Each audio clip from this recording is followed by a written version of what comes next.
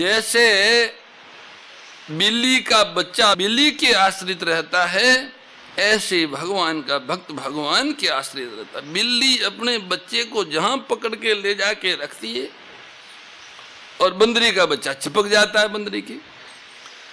तो भगवत आश्रित रहता है वो, भगवान उसको जहां जैसे रखे ऐसे वो रहता है और भगवान उसको योग भ्रष्ट नहीं होने देते।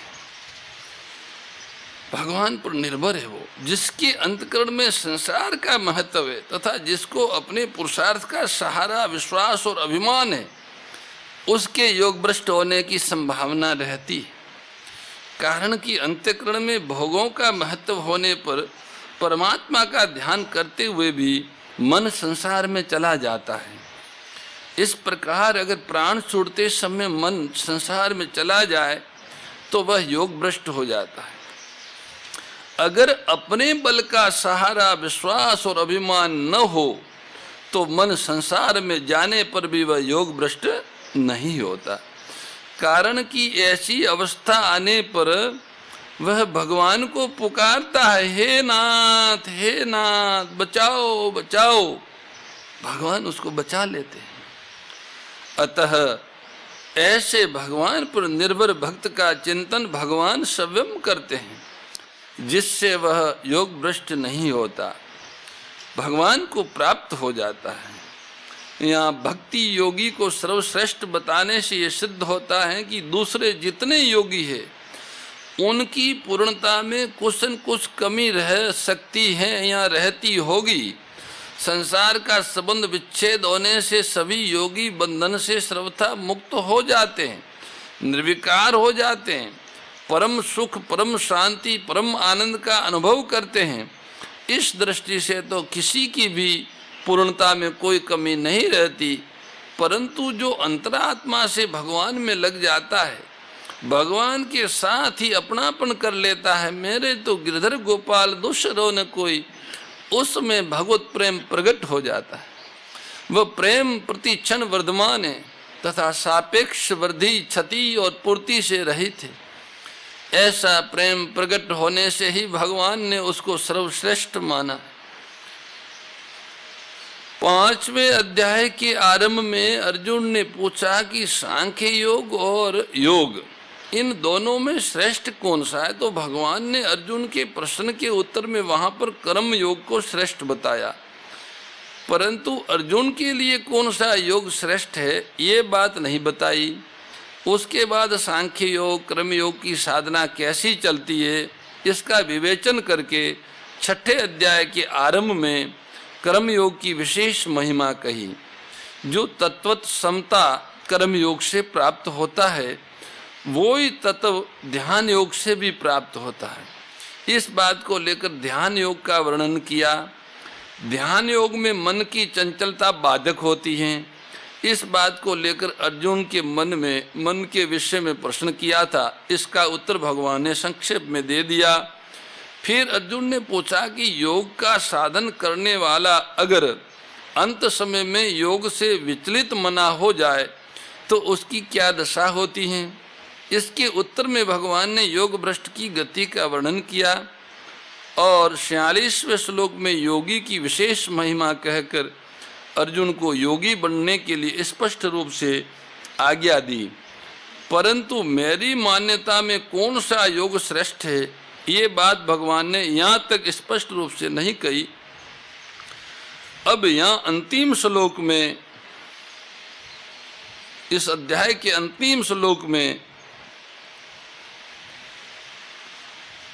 भगवान ने अपनी मान्यता की बात अपनी तरफ से अर्जुन के पूछे बिना ही कही है। मैं तो भगवान कहते मैं तो भक्ति योगी को सर्वश्रेष्ठ मानता हूँ, स में युक्तमो मतः। परंतु ऐसा स्पष्ट रूप से कहने पर भी अर्जुन भगवान की बात को पकड़ नहीं पाए।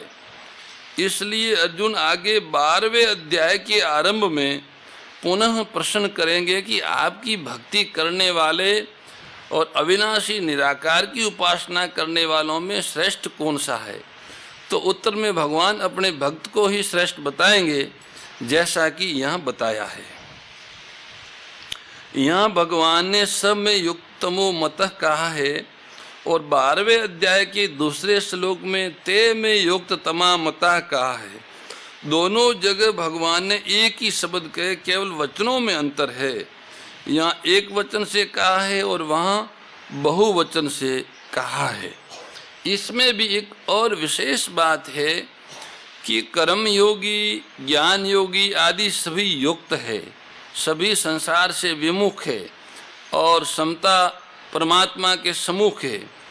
उनमें भी भक्ति योगी को सर्वश्रेष्ठ बताने का तात्पर्य है कि ये जीव परमात्मा का अंश है, पर संसार के साथ अपना संबंध मानकर ये बंध गया है। जब यह संसार शरीर के साथ माने हुए संबंध को छोड़ देता है, तब ये स्वाधीन और सुखी हो जाता है। इस स्वाधीनता का भी एक भोग होता है।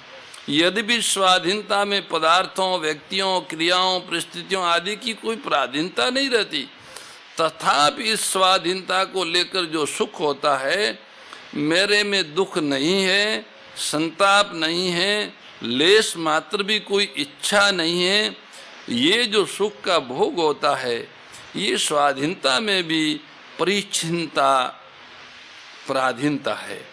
इसमें संसार के साथ सूक्ष्म संबंध बना हुआ है, इसलिए इसको ब्रह्मभूत अवस्था कहा गया है। जब तक सुख के अनुभव में स्वतंत्रता मालूम देती है, तब तक सूक्ष्म अहंकार रहता है, परंतु इसी स्थिति में स्थित रहने से वह अहंकार भी मिट जाता है।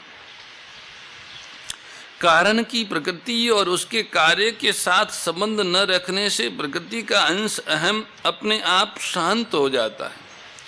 कर्मयोगी, ज्ञान योगी भी अंत में सम्य पाकर अहंकार से रहित हो जाते हैं, परंतु भक्ति योगी तो आरंभ से ही भगवान का हो जाता है, अतः उसका अहंकार आरंभ में ही समाप्त हो जाता है। ऐसी बात गीता में भी देखने में आती है कि जहाँ सिद्ध कर्मयोगी, ज्ञान योगी और भक्ति योगी के लक्षणों का वर्णन हुआ है, वहाँ कर्मयोगी और ज्ञान योगी के लक्षणों में तो करुणा और कोमलता देखने में नहीं आती, पर भक्तों के लक्षणों में देखने में आती है। इसलिए सिद्ध भक्तों के लक्षणों में तो अद्वेष्टा सर्वभूतानां मित्र करुण एव च ये पद आए हैं, पर सिद्ध कर्म योगी और ज्ञान योगियों के लक्षणों में ऐसे पद नहीं आए। भक्त पहले से छोटा होके चलता है। तृणादपि सुनिचेन तरोरीव सहिष्णुना अमानिना मानदेन कीर्तन्य सदा हरि। अपने को तृण से भी नीचा समझकर, वृक्ष से भी सहनशील बनकर, दूसरों का मान करते हुए और स्वयं मान रहित होकर सदा हरि नाम का संकीर्तन करें, सदा हरि नाम संकीर्तन में मस्त रहे। ऐसा भक्त के लिए शिक्षा अष्टक में कहा है। अतः उसमें नम्रता, कोमलता, भगवान के विधान में प्रसन्नता आदि विलक्षण बातें साधना अवस्था में ही आ जाती हैं और सिद्ध अवस्था में वे बातें विशेषता से आ जाती हैं। इसलिए भक्त में सूक्ष्म अहंकार भी नहीं रहता। इन्हीं कारणों से भगवान ने भक्त को सर्वश्रेष्ठ बताया है। शांति, स्वाधीनता आदि का रस चिन्मय होते हुए भी अखंड है, परंतु भक्ति रस चिन्मय होते हुए भी प्रति क्षण वर्धमान है, बढ़ने वाला। वो नित्य नवीन रूप से बढ़ता ही रहता है, कभी घटता नहीं, मिटता नहीं और पूरा होता नहीं। स्वामी सन्नानंद जी महाराज भक्ति रस के लिए एक अद्भुत उदाहरण देते थे। वो कहते थे कि प्यास ऐसी हो जो बूझे नहीं, पेट ऐसा हो जो भरे नहीं, और जल ऐसा हो जो खुटे नहीं। ऐसा प्रेमी के लिए ऐसा उदाहरण देते थे। प्यास बुझे नहीं, पेट भरे नहीं और जल खुटे नहीं, पीते रहो पीते रहो पीते रहो। ऐसे रस की, प्रेमानंद की भूख भगवान को भी है। भगवान की इस भूख की पूर्ति भगत ही करता है, इसलिए भगवान भक्त को सर्वश्रेष्ठ मानते हैं।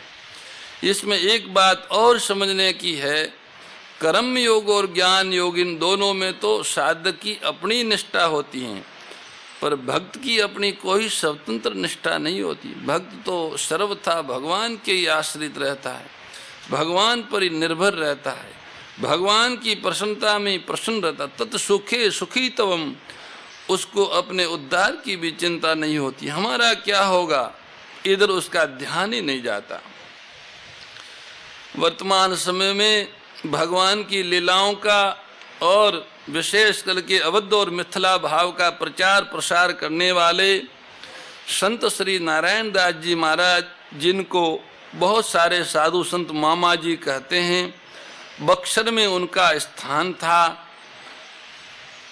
हम एक बार कलकत्ता गए हुए थे, वहाँ पे सत्संग थी कलकत्ता में, तो कलकत्ता में उनका कोई मित्र हमें मिला और बताया कि हम मामा जी के साथ पढ़े हैं। ने कहा बहुत अच्छी बात, मामा जी श्री गोधाम पथमेड़ा आके हमको सुंदर सुंदर कथाएं सुना के गए हैं। उन्होंने तुरंत ही मामा जी को फ़ोन लगा दिया और फ़ोन लगा के वो फ़ोन हमें पकड़ा दिया। अब वो मामा जी कहने लगे कि सरकार, कलकत्ता और पथमेड़ा के बीच में बक्सर पड़ता है। तो हमने कहा पढ़ते तो बहुत सारे शहर है, बक्सर ही पड़ता हो ऐसी बात नहीं है, पर आपका आग्रह हम समझ गए कि हमको बक्सर होके ही पथमेड़ा जाना है, आगे की टिकट कैंसिल करा के हम बक्सर आएंगे। बक्सर गए, बहुत वृद्ध थे, शरीर काम नहीं देता था, फिर भी वहाँ का जो आयोजन हो रहा था उसमें सुई से सीना, सुतली का काम, खिली का काम, वो सब हाथ से करते थे।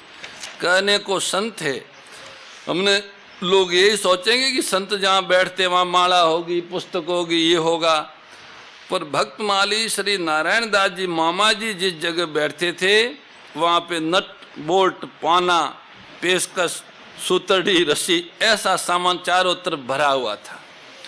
उसी से वो जो नाट्य रूपांतरण भगवान की लीलाओं का करते, उसमें कोई मोर बनाते थे, कोई कुछ बनाते थे, उसका सबका उपयोग करते। उन्होंने कहा कि सरकार हमको आपसे अकेले बात करनी है। तो मैंने कहा करिए, औरों को इशारा कर दिया, बाहर चले गए। वो मुझे बोले कि क्या भक्त अपने मुक्ति की चिंता करता है? जो शरणागत होता है वो अपने कल्याण की चिंता करता है?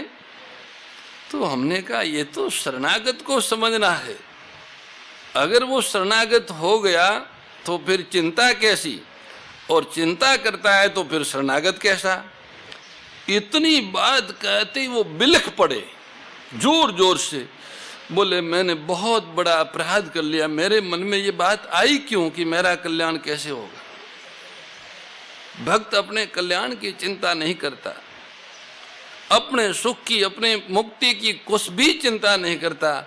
उनका तो एकमात्र भाव ये होता है कि भगवान प्रसन्न रहे, भगवान प्रसन्न रहे, भगवान सुखी रहे।